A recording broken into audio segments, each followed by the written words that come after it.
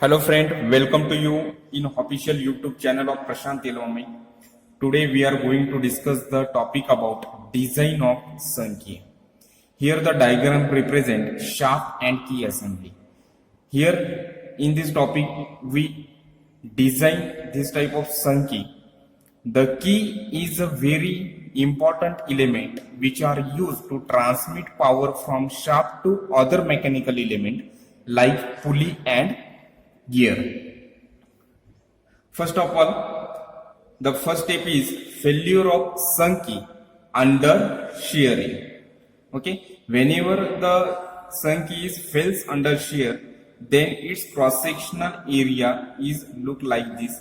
These are the total part of key. Whenever it fail under shear, then it becomes like a two part due to shearing. The shearing area is represented by hatching area. Okay, then the shear stress induced in that particular type of sun key is equal to force upon area. Okay, means force upon area. Area means that hatching part is small l into w. Means force is equal to L into W into tau. This is equation 1. Now the torque transmission capacity of sun key in shearing is T is equal to force into D by 2. Okay, means this is a force F represented by F, and perpendicular distance means from shaft axis to top of the fiber of shaft means D by 2. The diameter of shaft is nothing but capital D, small d. Okay. Now equation 1 is put in equation 2. Then this torque transmission capacity of sun key is simplified as L into W into tau. Okay, this force is put in this equation 2 means L into W into tau into D by 2. Okay, these are the equation of sun key whenever torque is transmitted under shearing. This is equation number 3. Now second condition is failure of this sun key under crushing. Okay, the key is represented here having a dimension. Small w is the width of key, small l is the length of key, and small t is the thickness of key. Okay, we know that the half portion of key is placed in a shaft and another half portion is placed in a hub or gear. Okay, whenever sun keys fail under crushing, then its half portion is fail under crushing. So hatching part represent area under crushing.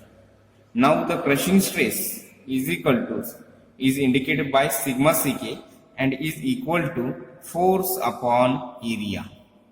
Okay, then force upon area means this hatching area means L into T by 2, small l into T by 2, where small l is indicated length of key, small t represent thickness of key. Now the force is L into T by 2 into sigma ck. Okay, that is equation 1 in case of crushing. Then torque transmission capacity is force into perpendicular distance. Okay, force is nothing but F and perpendicular distance is nothing but small d divided by 2. D is nothing but diameter of shaft. Okay, this is equation 2. Now the value of force is put in equation 2. Then torque becomes T is equal to L into T by 2 into sigma ck into D by 2 place as it is D by 2. Okay, these are the final equation of Sankey fail under crushing. This is equation 3. Hope you understand the design of Sankey fail under shear and under crushing.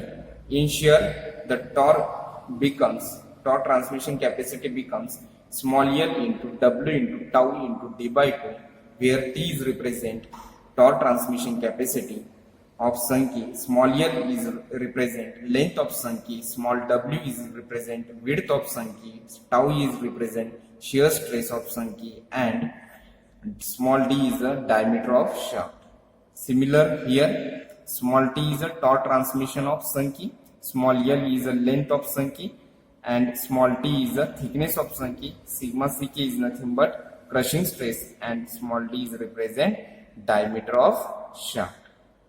From equation 3 in shearing and from equation 3 in crushing, we calculate this shear stress and crushing stress and check if it is within limit, then our design is safe. If it is above the limit, then design is unsafe.